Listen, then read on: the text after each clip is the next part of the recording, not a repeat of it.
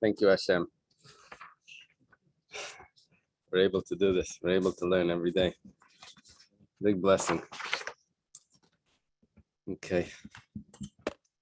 First of our learning, we have the Beis Hamikdash immediately. Should be Refuah Shleima for Yechiel Nassim ben Sarah, and also for Aaron David Alevi ben Menucha Adol Esther. Okay.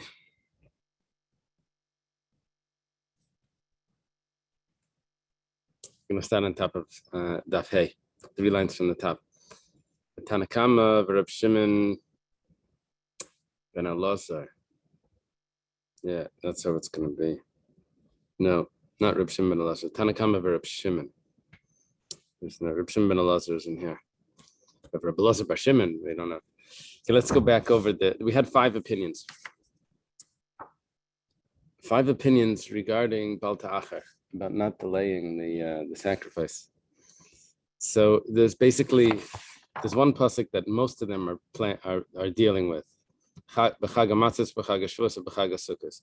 The Tanna Kama says that pasuk tells me that you have 3 holidays, but the order doesn't matter. It doesn't matter when you start. Any 3 holidays. That's the Tanna Kama.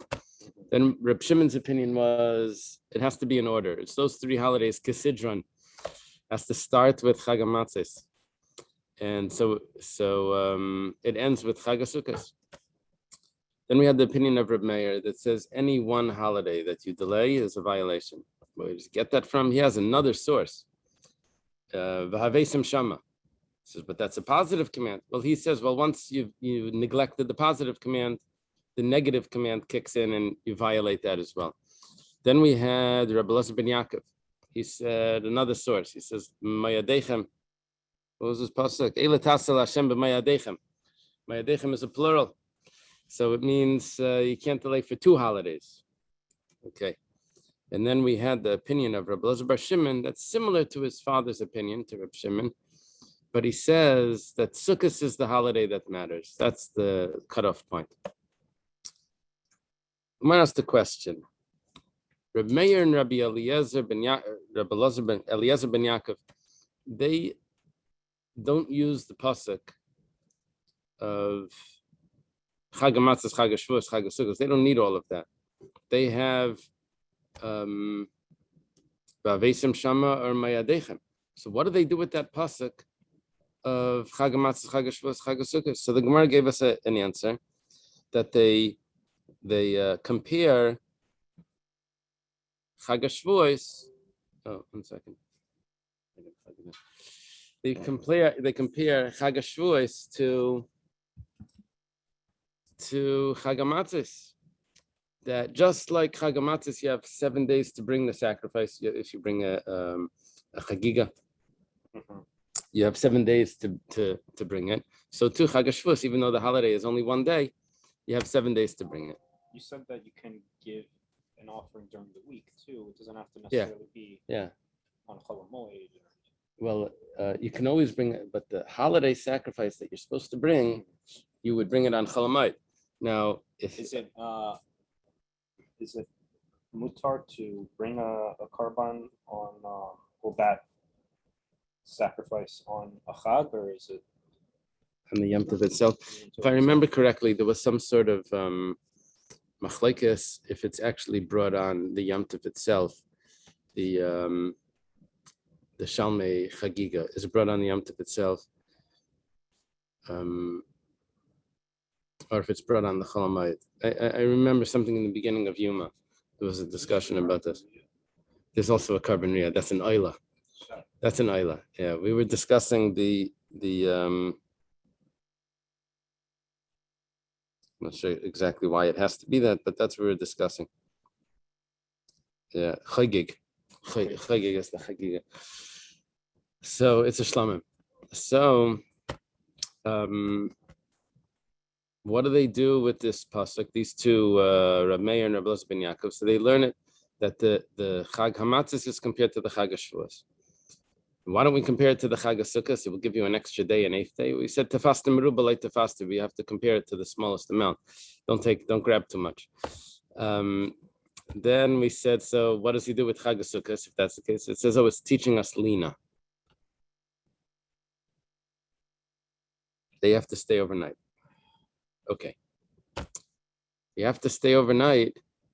Whenever you bring a sacrifice, you have to stay overnight. You can't just bring the sacrifice, come in for the day and leave. You have to stay overnight. Okay, now the Gemara says, remember, there were 5 opinions. 2 of them did not use the pasuk of Chag HaMatzos, Chag HaShavuos, Chag HaSukkos. So what the Gemara did was it made another limud to use that pasuk. Well, it discussed the tashlumin for Shavuos, that you have extra days to bring the sacrifice after Shavuos, because Shavuos is only one day. You have another 6 days to bring it. Now we go back to the Tanoim that hold that we do use Chag HaMatzos, Chag HaShavuos, Chag HaSukkos to tell us that not to delay to bring your sacrifice. And we say, how do they know what Rameir and Rabbi Elazar ben Yaakov just learned, that Shavuos has an extra 6 days? They use the pasuk for our sugya. The Gemara asks, "V'tanakama v'Rab Shimon tashlumin la'atzeres minalahu." Where do they know that you have extra days? Can't be from the pasuk of Chag HaMatzos, Chag HaShavuos, Chag HaSukkos. That's telling me, according to the Tanakama, that you have 3 holidays to bring your donations, and according to Reb Shimon, you have 3 holidays to bring 3 holidays in order to bring your donation. Rashi says, if there's 5 Tanoim here, 2 of them you already used up. Now you're asking a question on another 2. What happened to the 5th one? What happened to Rabbi Elazar bar Shimon?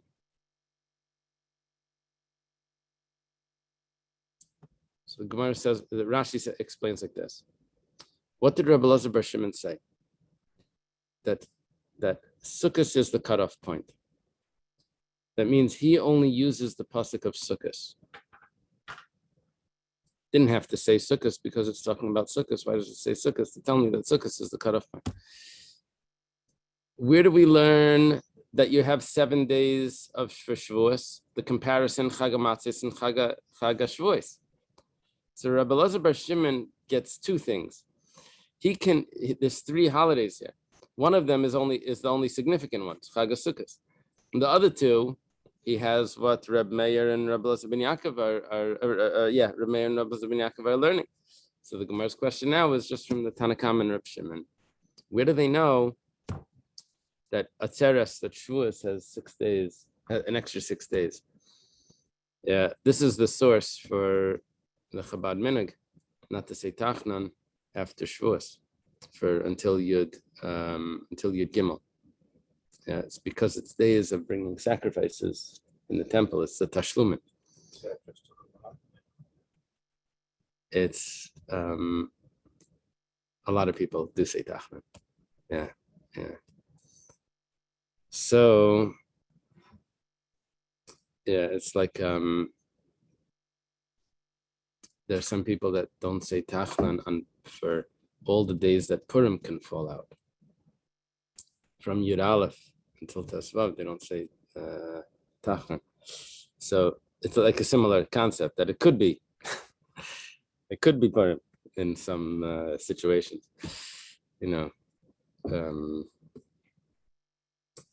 Okay. So Nafkalu Midatana Rabba bar Shmuel. So they're going to learn the source that you have Tashlumin from Rabba bar Shmuel. The Tani Rabba bar Shmuel.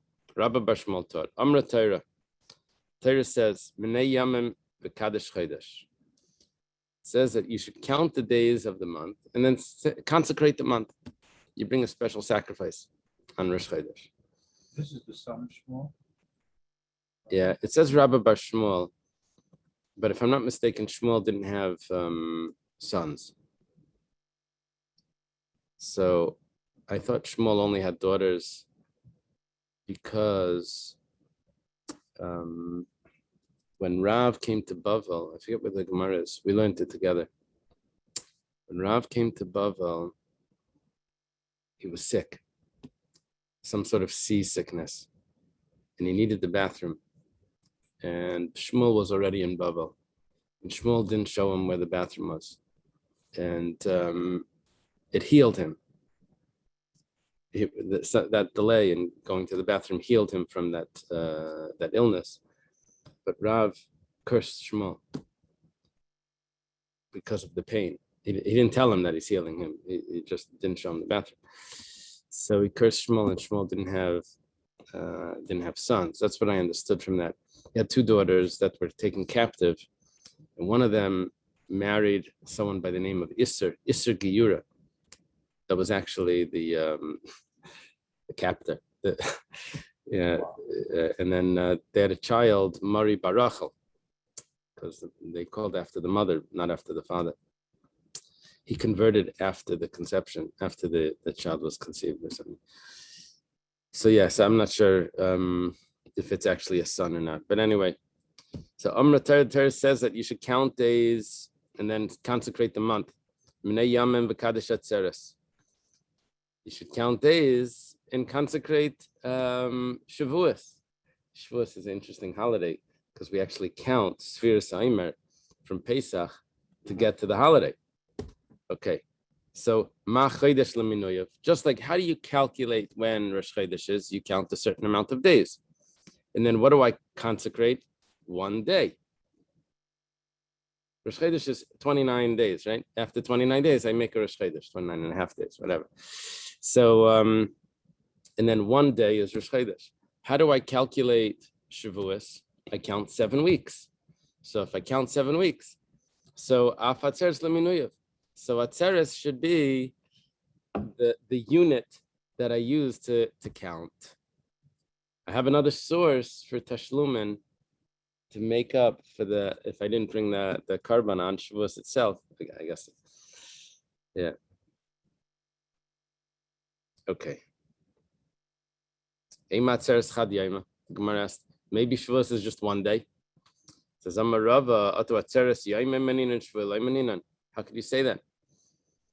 I know you count 49 days, but you also count weeks.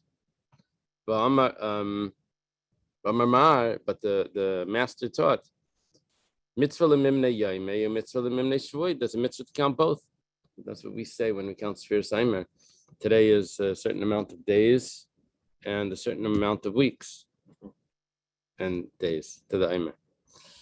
Right? So you're supposed to count both. So therefore, Shavuos has a source for making up the sacrifice after the holiday. Also in the Torah, what's it called? The holiday of weeks, festival of weeks. So it's even called weeks. That means that it has to do with the weeks, not just days. So therefore, the unit that you use to count it, that's going to be.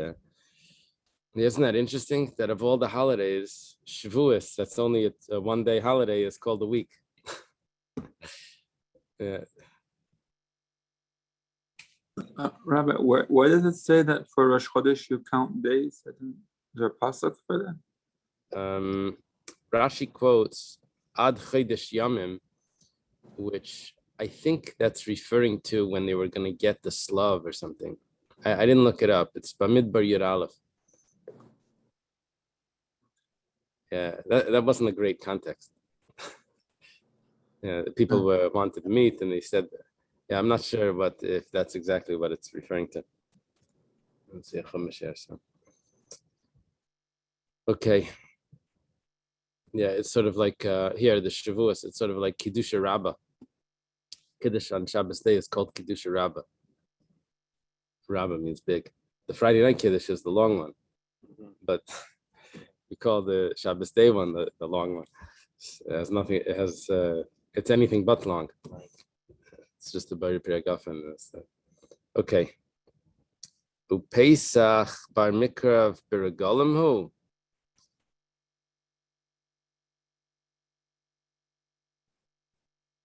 Very interesting question. What happened was we had a whole list in the Brisa. We said, what are all the things that you're obligated to do without delay? You can't delay at 3 holidays. So we said the value if a person pledges his own value as a slave, if he pledges his value, what he's worth because of his age, different donations, chatas and asham, ma'ila, shlamim, tzedakah, maisers, bechor, maiser, and pesach. All of these things you can't delay for 3 holidays. Leket, Shicha, and Peah.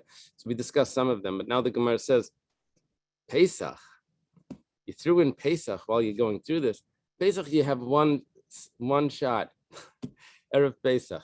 You can't bring it any other time. What are you telling me? You have 3 holidays to bring a Korban Pesach. You don't have 3 holidays. You have Erev Pesach, and that's it. So, Pesach Zimna Kaviyale. It has a set time. Either you brought it or you didn't. If you brought it, then good. And if you didn't bring it, so then it's finished. Amar Rav Chisda, Pesach Kedi Naspa. You're right. Pesach was just mentioned in the flow, but it wasn't really part of this. I always like to, and when it says things like this, so in Shulchan Aruch it says that someone has 2 children, he was yetzer the mitzvah of Brur Revu, a boy and a girl, according to Beis Hillel. So when it says, let's say the child was a cheirish, a shaiter, a katan. The child was a deaf mute. In other words, so basically not obligated in mitzvahs. So the commentaries say, what do you mean the child was a cheirish, shaiter, a katan? Every child is born a katan. Right. So they say, the katan just got in there because that's a common phrase to say cheirish, shaiter, and then commonly you just add in katan, but it really doesn't, that doesn't make sense. Okay, so here, Pesach, we were talking about Bechor Meiser and Pesach. I think that means. I'm sorry? It means if the Chas v'shalom, the kid, the If he child didn't passed survive, away. Yeah, then it discusses if he doesn't survive. That's another discussion. Yeah, so over here, there's a common phrase. There's a word for this in English when you have something that just go in sequence, and it's just a phrase that goes together. Anyway, there's a common phrase in the Mishnayos, Habechor v'Meiser v'Pesach. So we threw it in, we threw Pesach in, but it really doesn't belong. It doesn't fit with anything that we're discussing. We're discussing that you can't delay it 3 holidays. Pesach doesn't fit with that. Rav Sheshes says, actually, this is Rav Chisda versus Rav Sheshes. Rav Sheshes says, my Pesach. What does Pesach mean? Shalmei Pesach. It's talking about that if the Korban Pesach, you designated a Korban. You designated a Korban Pesach. And then you lost it. So you had to designate another one because it was Erev Pesach. And then you found it. You found the lost one. So you have this extra Korban. So it turns into a shlamim, into a peace offering. So we're saying that shlamim, you have 3 holidays to bring. It loses its status of a Pesach, it becomes a shlamim. It's great. The Gemara says, 1 second, shlamim. But then you're back to a regular shlamim. And shlamim you already listed. You said, Nedava, you said, Hashamas, Chatayis Hashamas Eilis Shlamim. So it doesn't need its own category. It's just a shlamim, a regular shlamim like any other shlamim. So Tana Shlamim B'ma Machmas Pesach, the Tana Shlamim B'ma Machmas Atzman. And now we list 2 types of shlamim.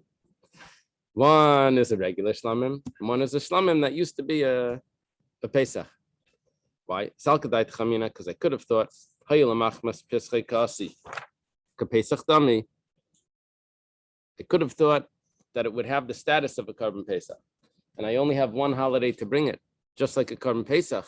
You have to bring it right by that holiday. It says Kamash Malan that no, it doesn't have the status of a Korban Pesach in regards to delaying it. It's a regular shlamim, and you have 3 holidays. Okay.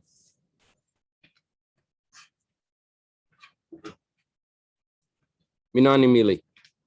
The Gemara is now going to go back we're on the top of Hayamid Beis and discuss the details of the Brisa. Where do you know that all of these items that were itemized in the Brisa are under the prohibition of you shall not delay them?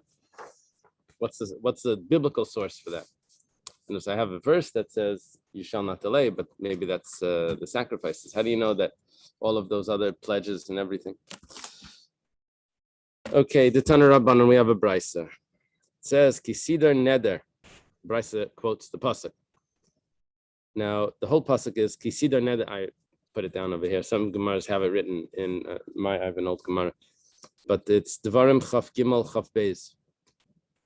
It says Kisidar Neder. I'm quoting the pasuk now. It's not in the text. Kisidar Neder Hashem Alekecha. When someone takes a vow to Hashem, your God, don't delay paying it. Because God will seek it, will like demand it from you. And it will be a sin. So now there's some extra words in this pasuk. And the Gemara is going to go through what each word is actually alluding to. Extra, some other item is being alluded to. So it starts off, Kisidar Neder. So person pledges a pledge. Ainli ela neder. I only know if it's a pledge. Because the verse says neder. What's a pledge? Pledge is when someone says, I'm accepting on myself to bring a sacrifice.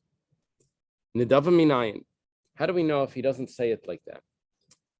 Neder is when he accepts on himself to bring the sacrifice.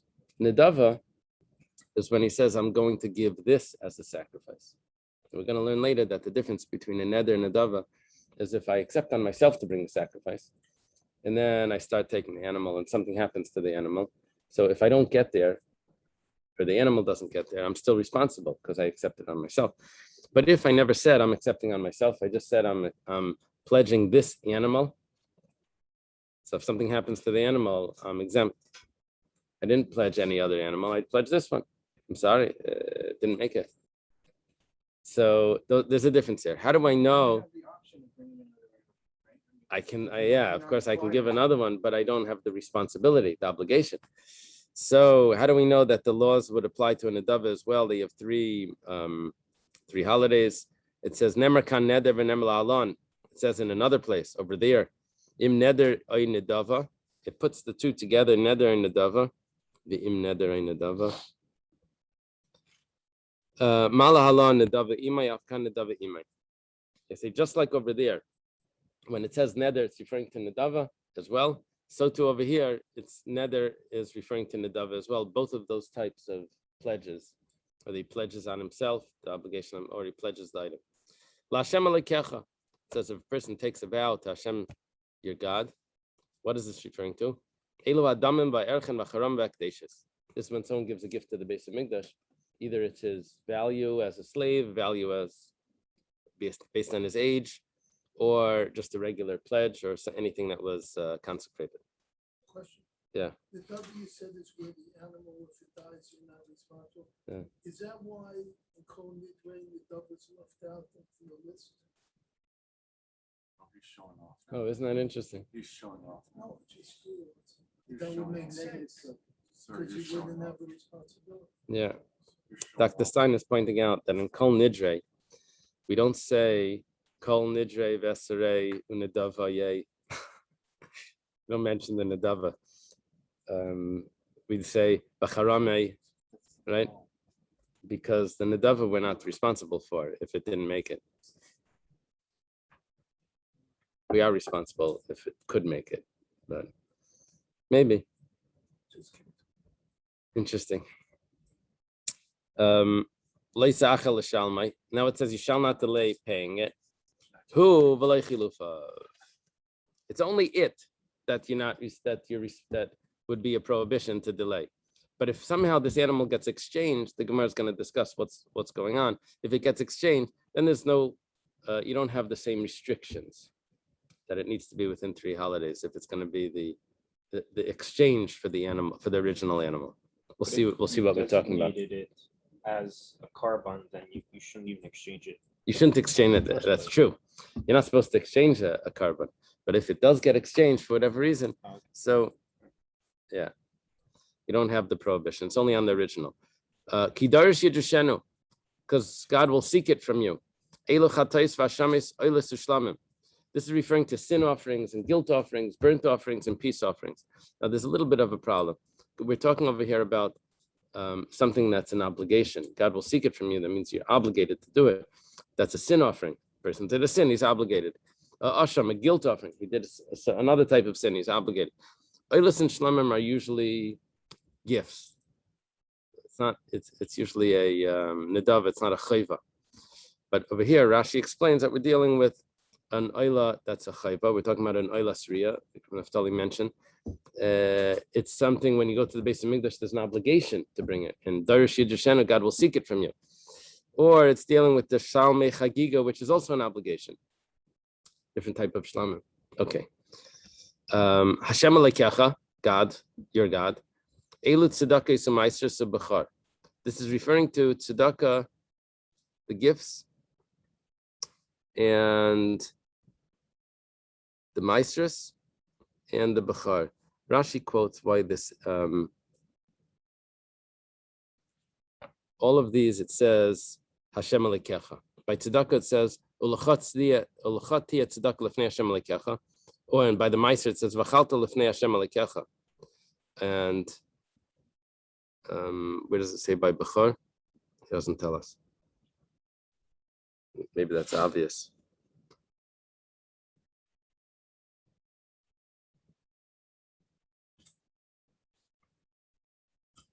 Okay. Me'imach. This is the next word in the pasuk, from you. God will seek it from you. Seleket shikhu peya. This is referring to the gifts that we give from the field to the poor.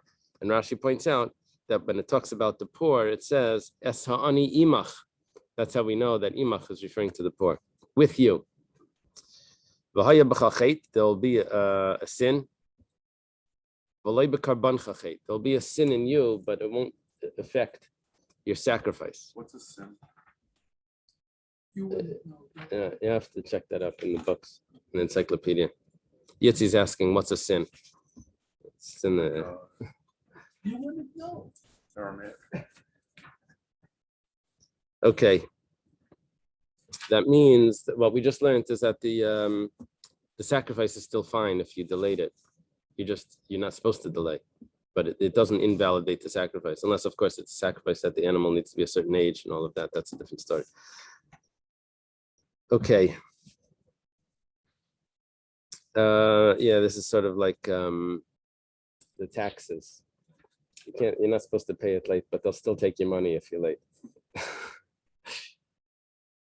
Okay, Amar Mar.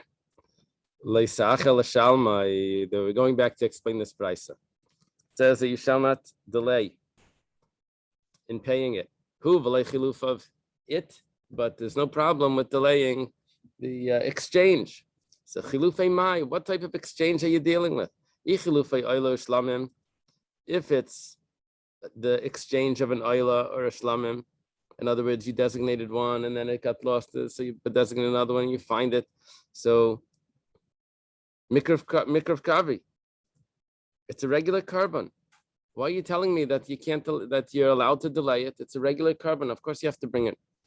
If it was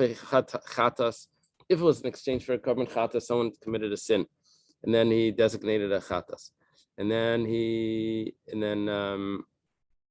lost it. So he brings another. So he designates another one. And then he finds the first. So it's lemisa asli. You're not allowed to bring two chatais. You have to put it in a pan. You let it die.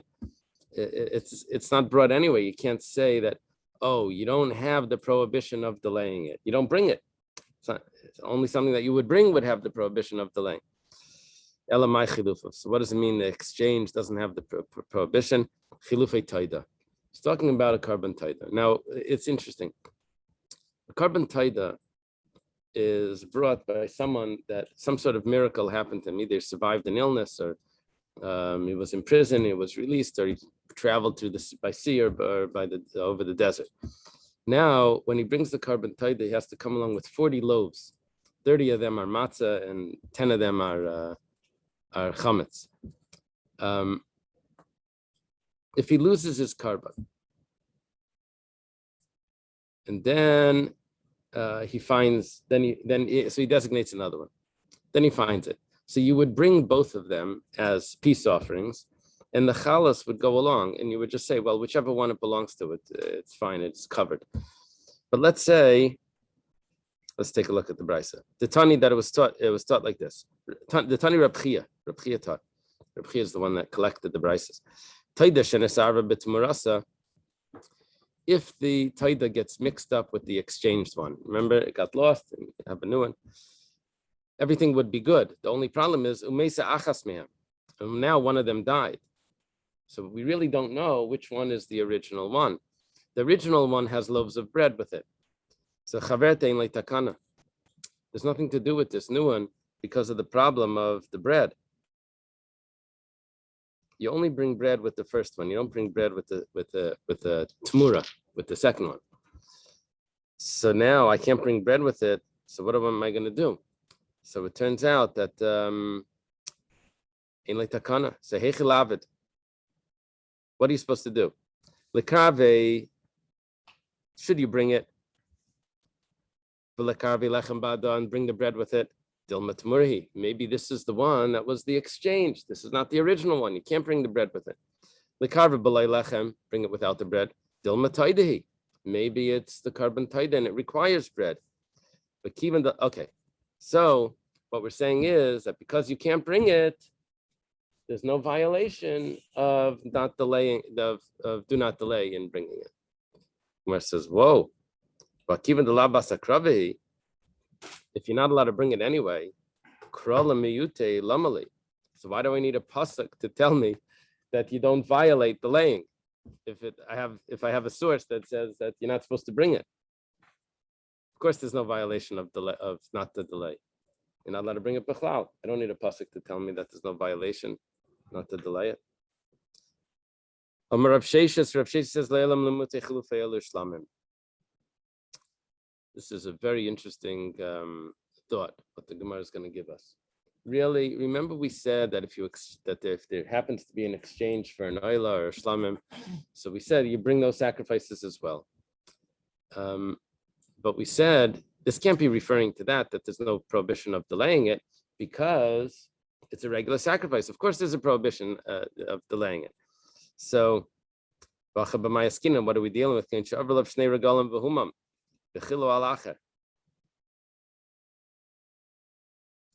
Here we're talking about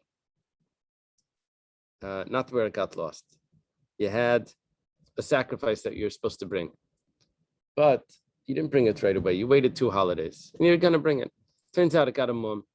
So you exchanged it for another one, which this is a permissible exchange.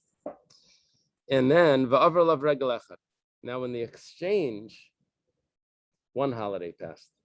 So that's a total of 3 holidays. Because the first one had 2 holidays, it got a mum, got a blemish. So we exchanged it for a different sacrifice. Now this sacrifice, 1 holiday passes and you didn't bring it. So did you just violate delaying the original sacrifice 3 holidays? Could have entered your mind to say that because it's coming from the power of the first sacrifice, which that was 2 or 3 holidays ago. It's as if 3 holidays have passed. Kamash Malan, that it starts over. Yeah, you reset the clock, right? Remember years ago they cloned a sheep, Dolly, yeah, and it didn't live like so long or something. I think what the scientist said was that the clone has the age of the original animal. Oh, It doesn't restart, doesn't start over. So it's actually older because it was cloned. That's the way, at least that's the way I understood what they were saying. So yeah, anyway, yeah. I read 0 articles about that. It's interesting, 'cause it's like the question of Trias and Mason, when someone comes back, they come back the same age or. At which age will they come back? By Trias and Mason. They'll come back their best age. Yes. Yeah. Yeah, that's I it. hope we get 18. I hope my wife comes back. Wait, do you come back? Do you come back with Erased the out from best the. age or with the wisdom you acquire with age, so you don't make the same mistakes? Here. Okay. Ula Rab Meir. Now we have an interesting discussion now because we're learning from this brisa, from the pasuk, that the source for all of these items that you can't delay for 3 holidays. What were we learning about the exchange? That if there were two holidays already on the first sacrifice and then it got exchanged, Pasuk tells me that the next holiday is not counted as the third holiday, that's counted as the first. It restarts. All right? That's good according to the opinions that say that you need 3 holidays. But there was one opinion that said only one holiday was already too late. So there's no relevance to restarting because it's always one holiday. You can never pass a holiday. According to Reb Meir, what do I need the pasuk of? What was the Leisach L'Shalmai? Tells me only it, but not the exchange. And we said that there was a big chiddush here that the clock restarts. But for Reb Meir, there's no relevance to the clock restarting because whether it restarts or it continues, it's only one holiday. So what does he say? What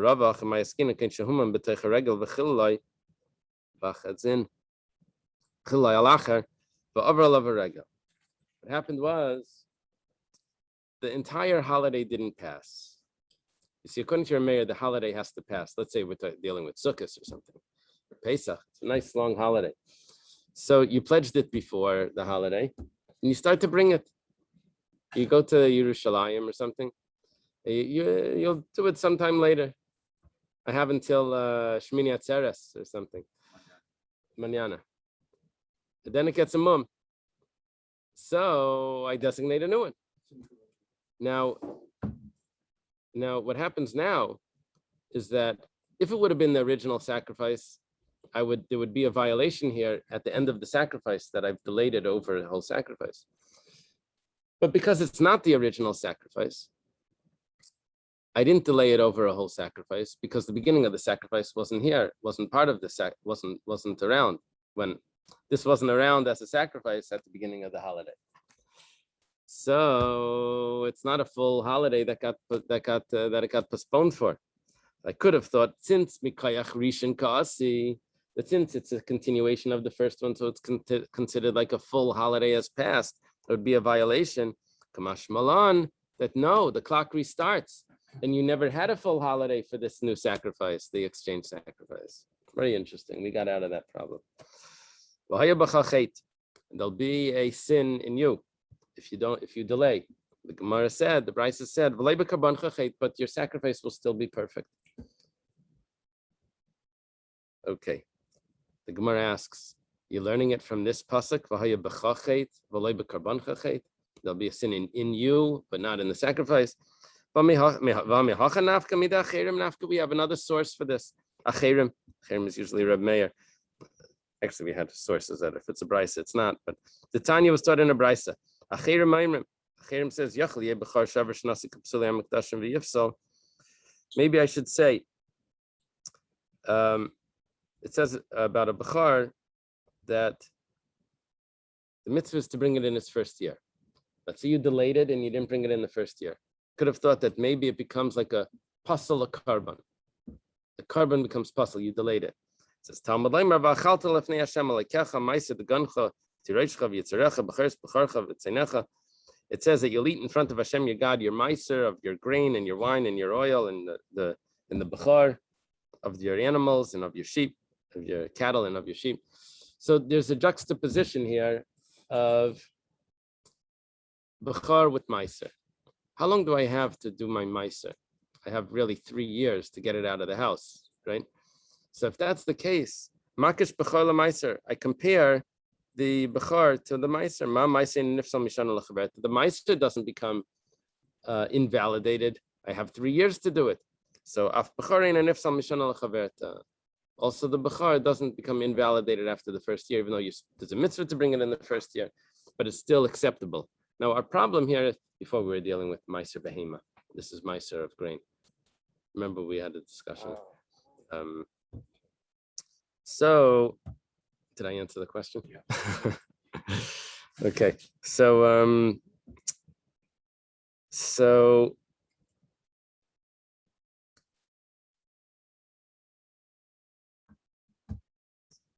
we're asking, why do I need v'haya b'chachet to tell me that there's only a violation on the person, but the sacrifice is still good? I can learn from Bechar that the sacrifice is still good even after the time, even if you delayed it more than a year. Says Yitzchak, I still need it. Because Salka Daita Chamin, I could have thought Hani Mili Bechar, that a Bechar is different. The Lav Baratzahu, a Bechar doesn't come to appease God for a sin or for something that's a reason why you're bringing the sacrifice. It just happens to be that it's the firstborn, you give it to God. Aval Kadshim, the Bnei Artzaninu, but the other sacrifices that are coming for some sort of appeasement. Either it's for an atonement or if it's because you want to give a gift to Hashem, it's supposed to accomplish something.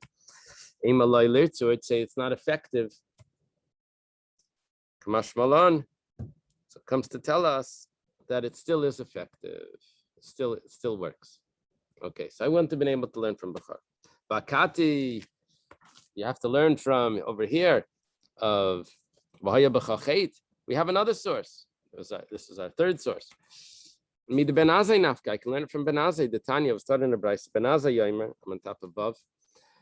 Oisai, when it talks about the halachas of pigel, it says lo yiratze.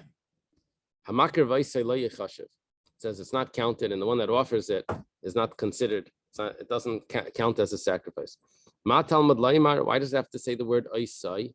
It is not counted. Because I have another source that says don't delay bringing your sacrifice. I could think that maybe, what was pigel? You had intention to bring it late after the time. So it doesn't count. So I'm not sure if this pasuk is talking about where you had intention to bring it after the time or where you actually brought it. You shechted it now and you sprinkled the blood tomorrow or something. So that's lo yichashiv. So maybe if you have a vow to a pledge to bring a sacrifice and you delay bringing it, maybe that's also not considered a good sacrifice. Talmud Leimer oisai, only by the pigel is oisai b'la yiratze vein ma'achanidr b'la yiratze. But if you delay the sacrifice, it still appeases God. So I have a source that the sacrifice doesn't become ruined by delaying it. It's only something else that comes ruined when delaying it. By delaying the sacrifice is just a sin on the individual. The Gemara answers, what? There's a sin at the person that delays it, but there's no blemish, there's no sin in his wife. How did that come about? Where is this coming in from? So Gemara says like this. Sal kedait chamin, I could have thought. Rabbi Yochanan says, V'tema Rabbi Lazar. The mesa, the person's wife passes away. If they're asking the money from him that he pledged and he doesn't have it. Quotes a pasuk in Mishlei. If a person doesn't have, why do you take the bed from him? Now the bed over here is referring to his wife that he sleeps with. Why do you take his wife from him if he doesn't have? That's the pasuk. So it's referring to that if someone makes pledges but that he can't pay, so his wife gets punished. So over here we're saying that's only if he doesn't pay, but if he delays it, that's not a problem. It doesn't affect his wife. It's all a whole like agadic discussion here. I could have thought that maybe delaying payment is also an issue. Kamash Malan comes to tell us no, that delaying is not an issue. It doesn't affect the wife. You're not allowed to. There's a person commits a sin, but it doesn't affect any punishment there. Okay, let's leave it over here. Robert says if one refuses. Thank you. Or lacks the need. Thank you. Thank you, Roy. Right. Thank you. Very nice. Very, very not nice. Yom Tov. טוב, Thanks out. בסדר, בסוד, בשורת טובה. Okay. Mr. Davis. Okay. Have a good day. Where did I put that? A little piece over here. You see a bookmark? Sometimes only the other side of the table can see it. Yeah. No, maybe I put it in You know here. what's crazy? Today's day and age, how word of mouth advertising happens. Okay. Don't worry about it. Yesterday, my age, this girl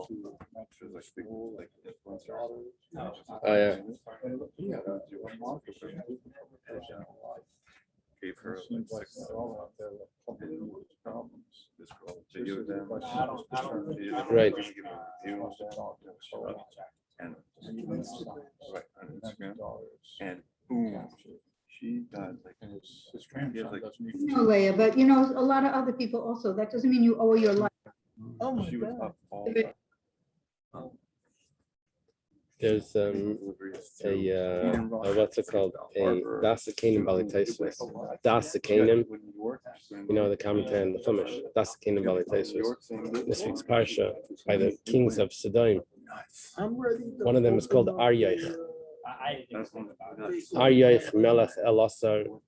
You know what? So Aryach turns out is the term that they use for Shmuel in the Gemara.